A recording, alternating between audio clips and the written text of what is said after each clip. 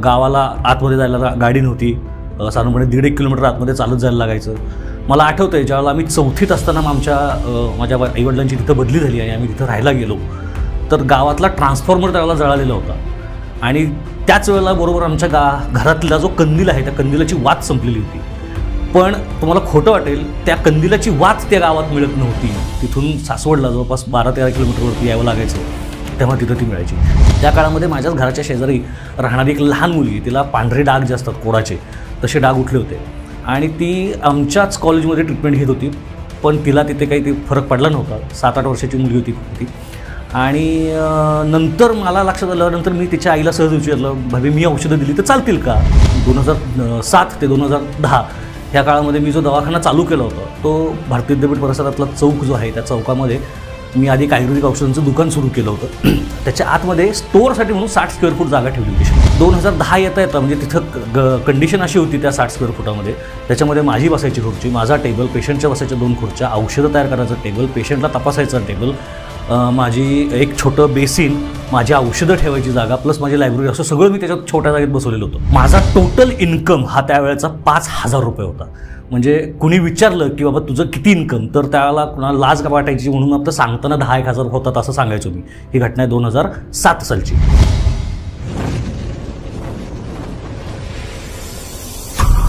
नवनवीन मोटिवेशनल व्हिडिओसाठी life story subscribe करा. नमस्कार, मी डॉक्टर विक्रांत पाटील. पुण्यामध्ये माझं क्लिनिक आहे. पूर्णपणे आयुर्वेदिक प्रॅक्टिस हा माझ्या प्रॅक्टिसचं एक स्पेशालिटी ज्याला आपण म्हणू शकतो अशा पद्धतीनं आहे. आणि स्पेशली त्यातूनही म्हणजे आयुर्वेदिक प्रॅक्टिस करत असताना सुद्धा त्याच्यातही पुन्हा थायरॉईड हा विषय घेऊन त्याच्यात स्पेशलायझेशन करून आयुर्वेदाच्या माध्यमातून थायरॉईड बरा करणं ह्यासाठी आपण एक प्रण उचललेला असं म्हणूया आणि त्या माध्यमातून मी सध्या काम करतो आहे. माझं थोडंसं कौटुंबिक बॅकग्राऊंड जर बघितलं तर माझे आई आणि वडील हे दोघेही रयत शिक्षण संस्थेमध्ये शिक्षक होते आणि दोघांनाही म्हणजे एक शैक्षणिक पार्श्वभूमी असल्यामुळं मुलावरती चांगले संस्कार कसे व्हायला पाहिजेत आणि त्यांनी पुढं कसं जायला पाहिजे ह्या बाबतीत त्यांचा कायम मला सपोर्ट राहिला. रयत शिक्षण संस्थेमध्ये असल्यामुळं माझं शिक्षण एका गावात कधी झालेलं नाही आहे. म्हणजे मी अगदी जन्माला आलो एका गावामध्ये, त्यानंतर माझी बालवाडीला एका दुसऱ्या गावामध्ये, मराठी शाळा मी पाटसमध्ये माझी झाली काही प्रमाणामध्ये, आणि सासवड शेजारी पांगारे नावाचं छोटंसं गाव आहे. त्या गावामध्ये माझी 4थीपासून 10वीपर्यंत मी शिकलो. हे गाव किती मोठं आहे असं म्हणताल तर त्या अख्ख्या गावाच्या जी आमची शाळा होती त्या शाळेचा टोटल पट जो आहे तो 300 विद्यार्थ्यांचा असायचा. आणि गावाला आतमध्ये जायला गाडी नव्हती, साधारणपणे 1.5 किलोमीटर आतमध्ये चालत जायला लागायचं. मला आठवतंय ज्यावेळेला आम्ही 4थीत असताना माझ्या आईवडिलांची तिथं बदली झाली आणि आम्ही तिथं राहायला गेलो, तर गावातला ट्रान्सफॉर्मर त्यावेळेला जळालेला होता आणि त्याच वेळेला बरोबर आमच्या घरातला जो कंदील आहे त्या कंदिलाची वात संपलेली होती. पण तुम्हाला खोटं वाटेल, त्या कंदिलाची वात त्या गावात मिळत नव्हती. तिथून सासवडला जवळपास 12-13 किलोमीटरवरती यावं लागायचं, तेव्हा तिथं ती मिळायची. एवढं अतिशय लहान असं ते गाव. त्या गावामध्ये मी 10वीपर्यंत शिकलो. 10वी नंतर मी 11वी-12वीला पुण्यामध्ये आलो आणि मग इथंच कर्मवीर भाऊराव पाटील विद्यालय जे आहे भारतीय विद्यापीठाचं, त्या ठिकाणी मी 11वी-12वीला होतो.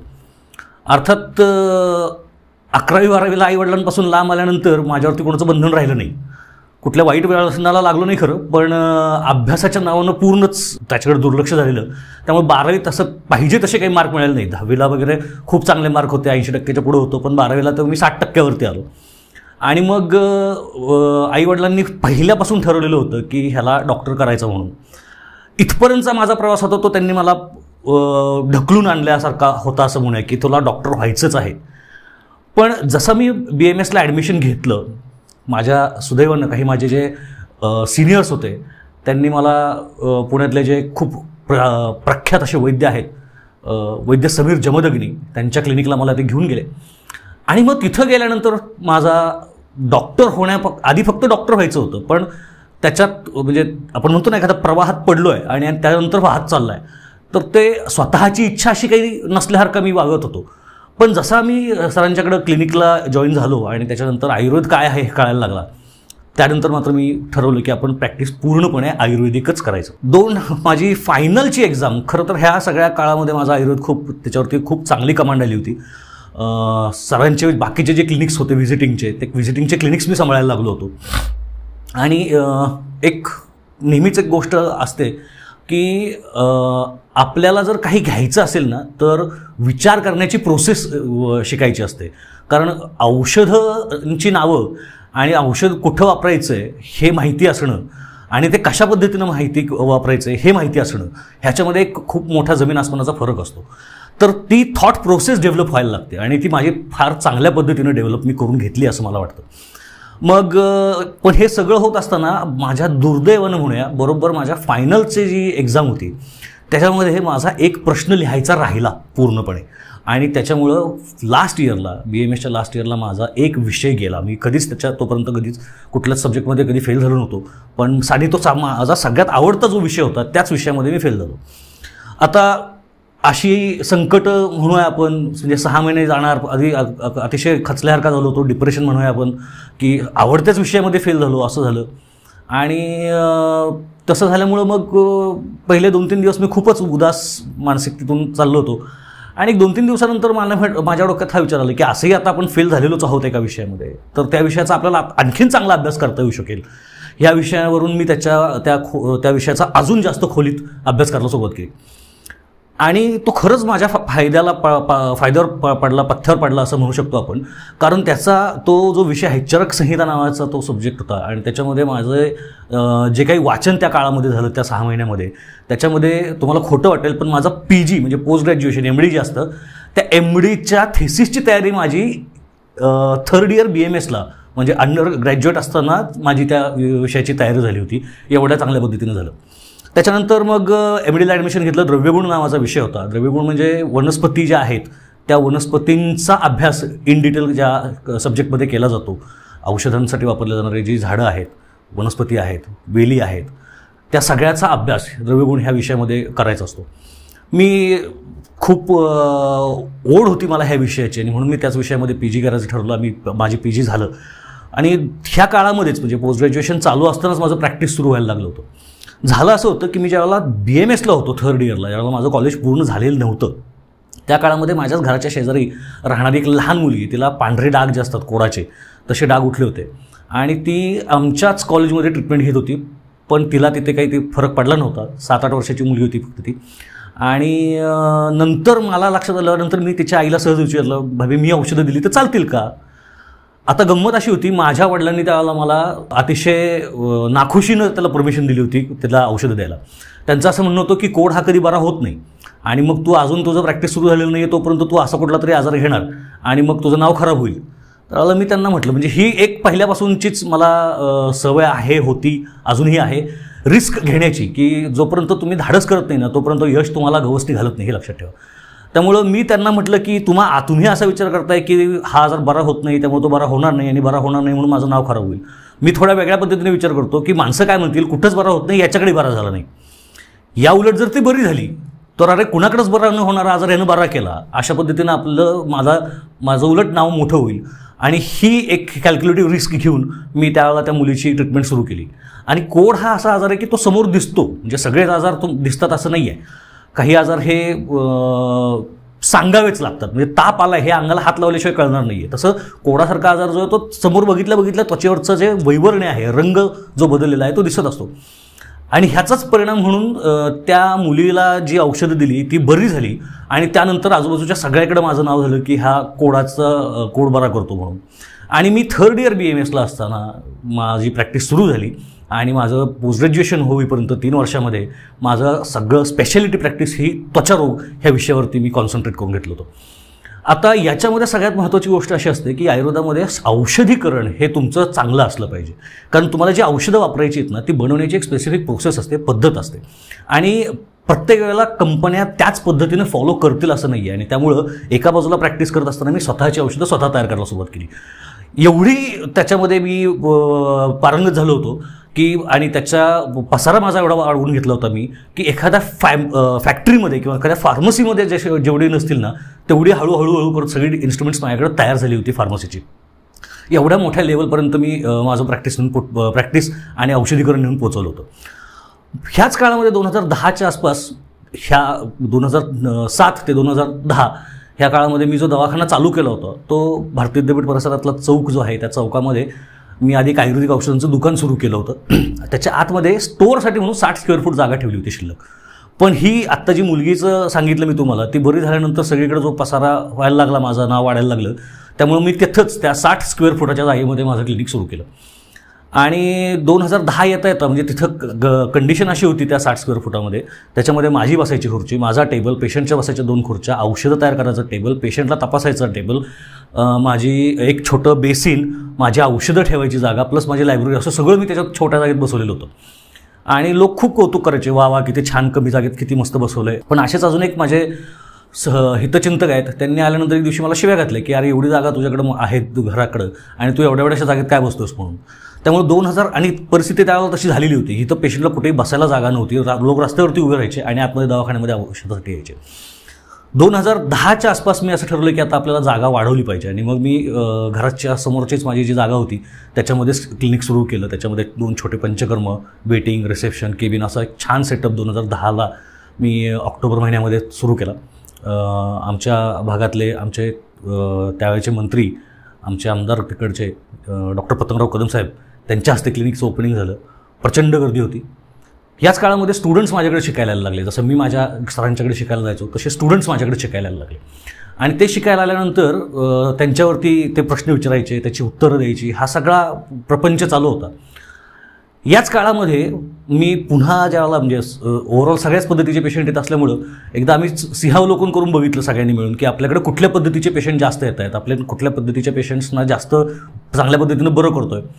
हे सगळं पाहत असताना, हे सिंहावलोकन करत असताना असं लक्षात आलं की थायरॉइडसारखा आजार जो आहे त्याला आज मॉडर्नमध्ये काहीच औषध नाही आहे आणि असे कितीतरी पेशंट आपल्याकडे आपोआप बरे होऊन गेलेले आहेत आणि आपण त्याचं डॉक्युमेंटेशन ठेवलेलं नाही आहे. ह्या गोष्टीची जाणीव झाल्यानंतर मग आम्ही स्पेशलिटी प्रॅक्टिस म्हणून थायरॉइडवरतीच प्रॅक्टिस करायची ठरवली. 2007मध्येच माझं लग्न देखील झालेलं होतं. माझी मिसेस डॉक्टर सुषमा पाटील, तिची खूप चांगली साथ मिळाली. पण क्लिनिक चालवत असताना देखील माझ्या आई आणि वडील ह्या दोघांचाही बॅकबोन जो म्हणून एवढा सपोर्ट आम्हाला दोघांनाही नवरा बायकोला मिळाला की आम्ही क्लिनिक करत असायचो पण औषधं तयार करण्याच्या प्रोसेसमध्ये त्यांची आम्हाला खूप मदत व्हायची. क्लिनिक मेंटेन करण्याच्या ह्याच्यावरती पण त्यांचा खूप जास्त हातभार व्हायचा आम्हाला. हे सगळं करत असताना जसं मी म्हणलं की 2010-11च्या आसपास आम्ही स्पेशलिटी प्रॅक्टिस ही थायरॉइडवरती करायची ठरवल्यानंतर आमच्या क्लिनिकचं नाव बदलून टाकलं. आधीचं नाव श्री विश्वयज्ञ आयुर्वेद असं होतं, ते आम्ही बदललं आणि द आयुर्वेदिक थायरॉइड क्लिनिक असं केलं, ज्याच्यामध्ये T.H.Y.R.O.ID अशा पद्धतीनं आहे. तो एक शब्द न होता तो एक ॲक्रोनियम आहे, ज्याच्यामध्ये T for thyroid, H for hypertension, Y for yoga, R for romantic disorders, O for obesity, I for infertility, D for diabetes अशा पद्धतीने सगळ्या आजारांचं कॉम्बिनेशन आम्ही तयार केलं.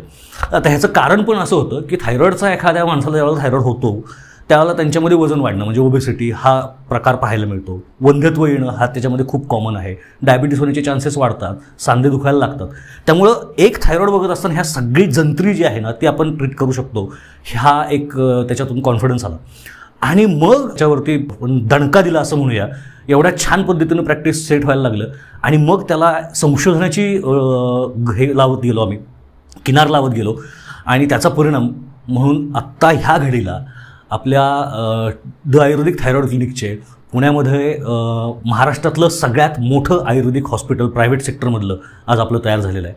त्याच्याच माध्यमातून आपल्याकडं आपल्या ज्या ब्रँचेस आहेत त्या पुण्यामध्ये भारती विद्यापीठला, मुंबईमध्ये दादर, मुलुंड, नाशिकमध्ये, कराडमध्ये आणि कोल्हापूरमध्ये आपल्या स्वतःच्या ब्रँचेस तयार झालेल्या आहेत. याच्याबरोबर आपल्या फ्रँचायझीज आपण द्यायला सुरुवात केली आणि त्यातली पुण्यातली पहिली फ्रँचायझी आत्ता आपण दिलेली आहे ती नव्या सांगवीमध्ये आहे. हे सगळं करण्यासाठी जो इल्ड लागतो तो इल्ड आपण तयार केला. कारण ही औषधं जी आहेत ही आत्तापर्यंत एकतर थायरॉइड हा आजार कुठं आयुर्वेदात सांगितलेलं नाही आहे सेपरेटली, त्यामुळे त्या आजारासाठीची औषधं ही आपल्याला डेव्हलप करावी लागणार होती. ती आम्ही डेव्हलप केली आणि सगळ्यात महत्त्वाचं हायपर थायरॉइडसारख्या आजाराला जिथे कुठेही काहीही उपचार नाही आहे त्या आजारासाठीची औषधं जी आपण तयार केली त्याला आज भारत सरकारचं पेटंटसुद्धा मिळालेलं आहे. आणि म्हणजे आपण असं म्हणू शकतो की जगामध्ये आयुर्वेदाचं थायरॉइडसाठीचं एकमेव पेटंट जे आहे ते आज आपल्या क्लिनिककडे आहे. ह्या पद्धतीनं आपण ज्यावेळेला वाटचाल करायला सुरुवात करतो ना त्यावेळेला यश आपल्याला येतच असतं. त्याच्याबरोबरीनं थायरॉइड बरा करण्यासाठीच्या ज्या काही प्रोसेसेस आहेत त्यांचा प्रोटोकॉल आपण तयार केला. म्हणजे समजा आज डॉक्टर विक्रांत पाटील इथं उपलब्ध नसले तरीसुद्धा त्यांच्या क्लिनिकमधली कोणताही डॉक्टर, कोणतीही व्यक्ती सेम ट्रीटमेंट तिथे देऊ शकते. ही सगळी जी मेडिसिन्स आहेत ही सगळी आपण FDA अप्रूव्ड केली. काय होतं, तुम्ही आजही आयुर्वेदाच्या दवाखान्यामध्ये गेलात ना तर तिथं चूर्ण असतात, मग ती पिशवीत प्लास्टिकच्या भरायची किंवा मग त्याच्या पुड्या बांधायच्या, असा प्रकार असायचा. मला हे पहिल्यापासूनच नको होतं. म्हणजे ज्या दिवशी मला दिवसाच्या 60 पुड्या बांधायला लागतात त्या दिवशी मी वैतागणार हे मलाही माहिती होतं. त्यामुळे त्या औषधांचा जो स्टँडर्डाईज करणं जे आहे ते आपण स्टँडर्डाईज करून घेतलं. त्या औषधांच्या कॅप्सूल्स तयार केल्या, त्यांचे ब्लिस्टर पॅकिंग केले आणि त्याच्यामुळं ह्या औषधांचं स्वरूप बदललं. औषधं घ्यायला सोपं होऊ लागलं. नाही तर औषधांचं आधीच्या काळामध्ये जसं काढे वगैरे करून घ्यायचं असायचं, उकळीचे प्रकार असायचे, हे सगळे प्रकार बंद करून टाकले. आणि त्याच्यामुळे जवळपास 150च्या आसपास औषधं आपली आज प्रोप्रायटरी मेडिसिन म्हणून गव्हर्नमेंटची FDA फूड अँड ड्रग असोसिएशनची त्याला मान्यता आहे.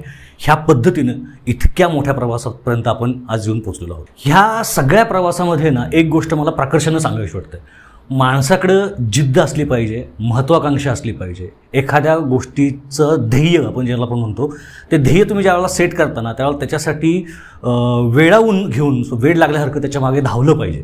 आणि हे मी करत आलो आणि मला आजच्या विद्यार्थ्यांना हे सांगायला खूप अभिमान वाटतो. आणि त्यांना मार्गदर्शन जर म्हणाल तर माझा त्यांना हा देखील सल्ला आहे की तुम्ही देखील जोपर्यंत तुमचं एखादं ध्येय ठरवत नाही ना तोपर्यंत तुम्हाला त्या ध्येयास मागं तुम्ही वेड होऊन जोपर्यंत धावत नाही तोपर्यंत तुम्हाला ते ध्येय मिळवता येत नाही. म्हणजे गंमत बघा, माझं लग्न झालं त्यावेळेला मी MDच्या फर्स्ट इयरला होतो. माझा टोटल इन्कम हा त्यावेळेचा 5,000 रुपये होता. म्हणजे कुणी विचारलं की बाबा तुझं किती इन्कम, तर त्यावेळेला कुणाला लाज वाटायची म्हणून आता सांगताना 10,000 होतात असं सांगायचो मी. ही घटना आहे 2007 सालची. पण त्यावेळेला ज्यावेळेला मी माझ्या मिसेसला पाहायला गेलो होतो आणि त्यावेळेला मला मिसेसने विचारलं, म्हणजे ज्या मुलीला पाहायला गेलो तिनं मला, जिच्याशी नंतर माझं लग्न झालं, तर तिनं मला विचारलं मग तुम्ही MD करताय, कुठे नोकरी करण्याचा प्लॅन आहे का. पण कॉन्फिडन्स एवढा होता त्यावेळेला, ज्यावेळेला मी कमवत नव्हतो त्यावेळेला मी तिला असं उत्तर दिलं होतं की नोकरी नाही करणार आहे पण नोकरीला नक्की ठेवणार आहे. आणि त्याचाच आजचा परिपाक म्हणजे जिथं मी 60 स्क्वेअर फुटामध्ये दवाखाना चालवत होतो तिथं आपलं महाराष्ट्रातलं सगळ्यात मोठं प्रायव्हेट आयुर्वेदिक हॉस्पिटल तयार झालेलं आहे आणि जे 10,000 स्क्वेअर फुटाचं आहे, 4 मजली इमारत आहे पुण्यामध्ये. एवढं मोठं हॉस्पिटल आज आपण इथं बांधलं आहे. याच्याबरोबरीनं वप्पू काळ्यांचं तुम्ही जे कथा आहे बाप म्हणून, त्याच्यामध्ये ना वप्पू काळे म्हणतात की मी प्रिंटिंग प्रेस वाढवली आणि ती किती वाढवली तर त्याच्यासाठी किती कष्ट केले तर त्याचं फळ काय त्याच्यावरून माणसं असेसमेंट करतात. म्हणून सांगतो की मी एका वर्षामध्ये करकरीत नवी फियाट गाडी घेतली. तर हा जो काही दिसण्याचा प्रकार असतो की तुम्ही किती डेव्हलप झालो आपण, तसं मी हे मुद्दाम सांगतो की 60 स्क्वेअर फुटापासून 10,000 स्क्वेअर फुटापर्यंत हॉस्पिटल उभं करणं हा सगळा प्रवास ह्या ध्येयवेड्या पद्धतीनं स्वतःला करून घेतल्यामुळे इथपर्यंत झाला आहे. आपल्या ह्याच्यामध्ये एक फेल ज्यावेळेला झालो होतो ना त्यावेळेला कदाचित तुम्हाला जर वि. स. खांडेकरांची अमृतवेल नावाची कादंबरी ती जर तुम्ही एखादी वाचली असेल ना तर ज्यावेळेला फेल झालो आणि प्रचंड मानसिक अशी उदासीन मानसिकता तयार झाली होती तर त्या कादंबरीच्या कादंबरीची जी प्रस्तावना आहे ना ती प्रत्येकासाठी कायमच प्रेरणादायी ठरेल अशी आहे. त्यात त्यांनी खूप छान म्हणतात की भग्न स्वप्नांच्या तुकड्यांना कवटाळून बसण्यासाठी माणसाचा जन्म झालेला नाही. केवळ भूतकाळाच्या साखळदंडाने त्याच्या मनाला करकचून बांधून ठेवता येत नसतं, त्याला भविष्याच्या गरुडपंखांचं वरदान देखील लाभलेलं आहे.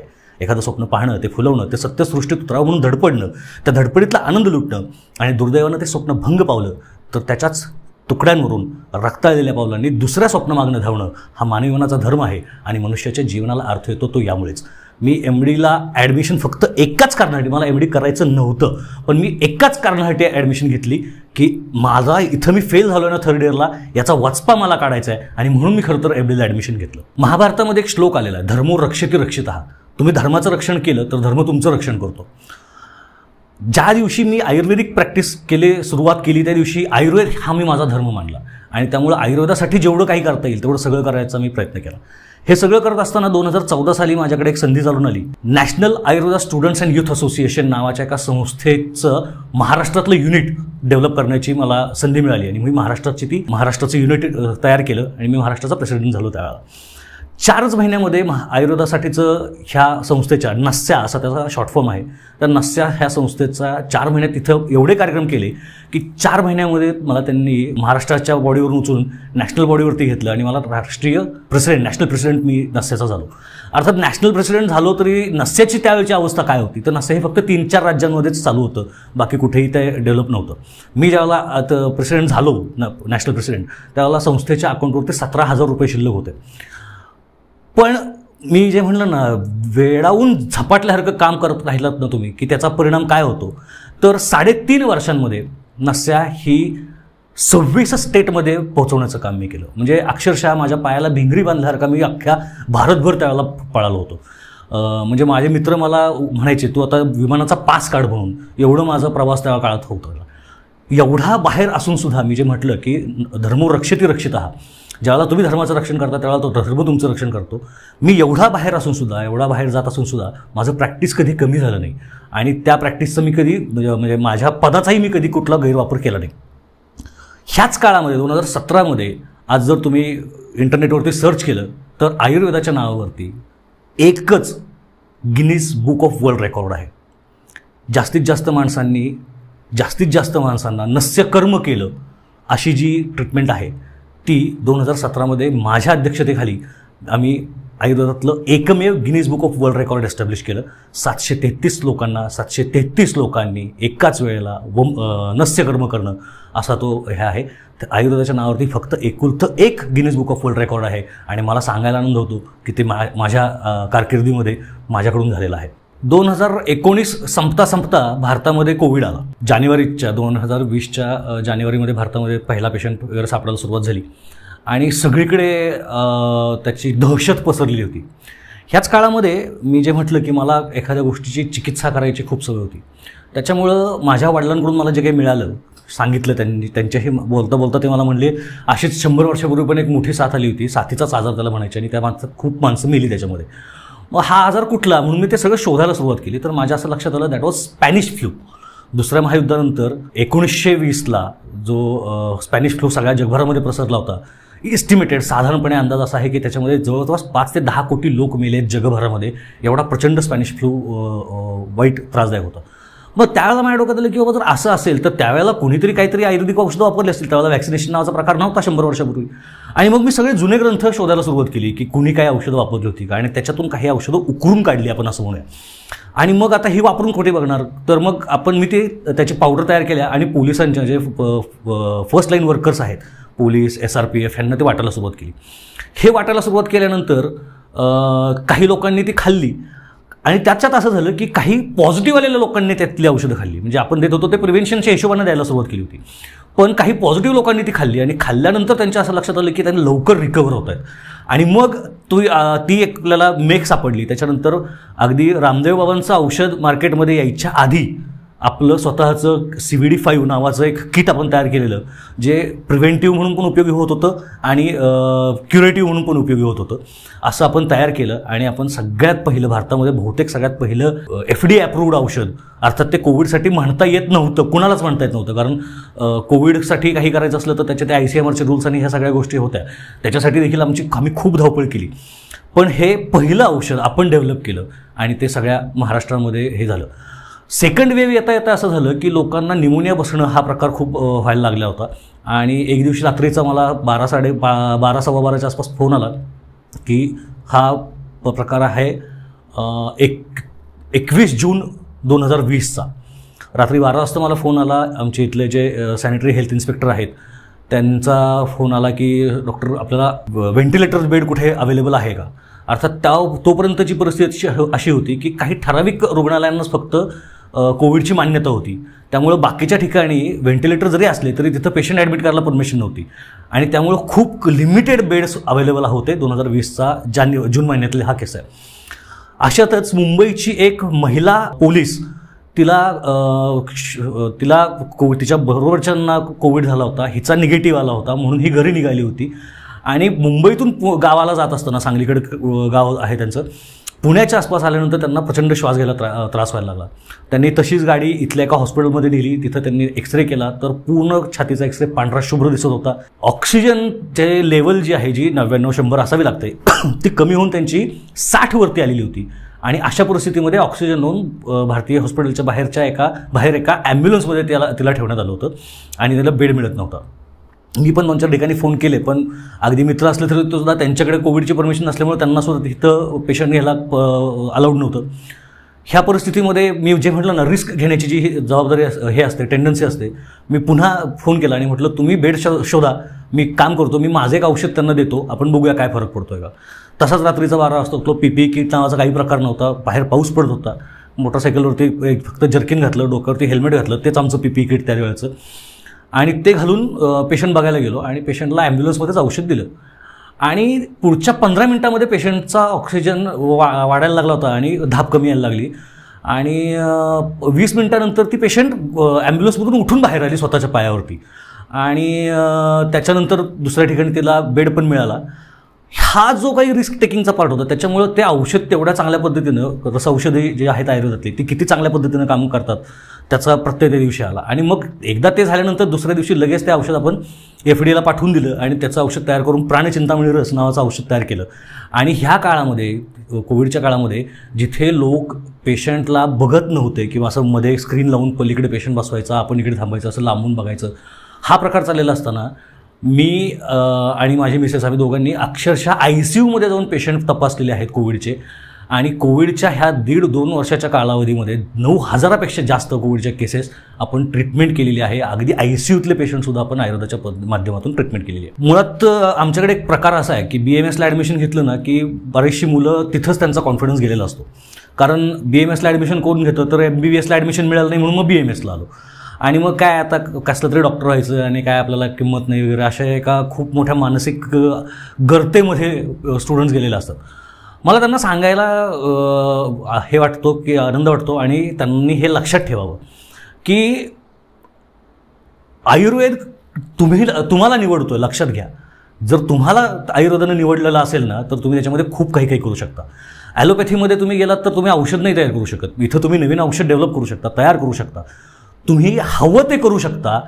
ही ताकद आयुर्वेदामध्ये आहे आणि ही ताकद जर आपण ओळखली ना, तर आपण खूप काही करू शकतो. त्यामुळं BMSला ॲडमिशन घेतल्यानंतर सुद्धा आयुर्वेदच करायचा आणि त्या आयुर्वेदातून आपलं नाव मोठं करायचं, हे आपण करू शकतो.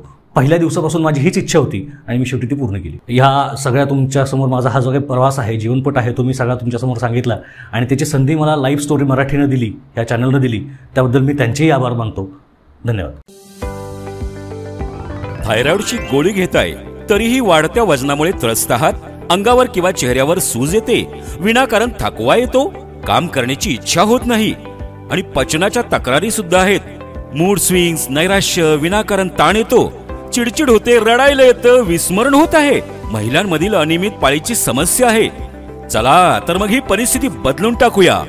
TATC मधील TRDP म्हणजेच थायरॉइड रिॲक्टिव्हेशन अँड डेटॉक्सिफिकेशन प्रोग्रामच्या मदतीने हजारो रुग्णांचा विश्वास जिंकलेल्या जवळच्या द आयुर्वेदिक थायरॉइड क्लिनिक शाखेला भेट द्या आणि खात्रीशीर उपचाराने मिळवा निरोगी आयुष्य आणि गमावलेला विश्वास. TATC मध्ये उपलब्ध सुविधा, तज्ञ आणि अनुभवी डॉक्टरांची टीम आणि त्यांचं मार्गदर्शन, कॉपीराइटेड उपचार पद्धती, आंतरराष्ट्रीय शोध निबंध मान्यता प्राप्त, पेटंट प्रकाशित औषधे, संशोधनाने तयार केलेली औषधे, घ्यायला आणि बाळगायला सोपी अशा स्वरूपामध्ये उपलब्ध, कोणतेही साईड इफेक्ट्स नाहीत, आधुनिक आणि परिपूर्ण अशा उपचार पद्धती.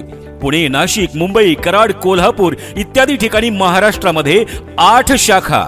खात्रीशीर उपचारासाठी आणि अधिक माहितीसाठी आजच भेट द्या TATCला, the Ayurvedic thyroid क्लिनिकला.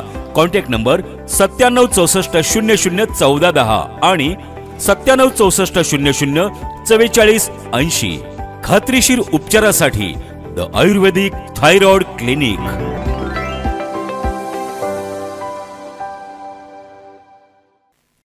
Life story हे चॅनल प्रेरणादायी लोकांचा जीवन प्रवास कसा झाला हे दाखवण्याचे काम करते. जर तुमच्या आसपास लोकांमध्ये अशाच काही प्रेरणादायी लाईफ स्टोरी असतील तर आम्हाला कळवू शकता. त्या लाईफ स्टोरीज आम्ही लाखो लोकांपर्यंत पोहोचवू, ज्याने इतर लोक इन्स्पायर्ड होतील. कॉन्टॅक्ट नंबर डिस्क्रिप्शन मध्ये पहा.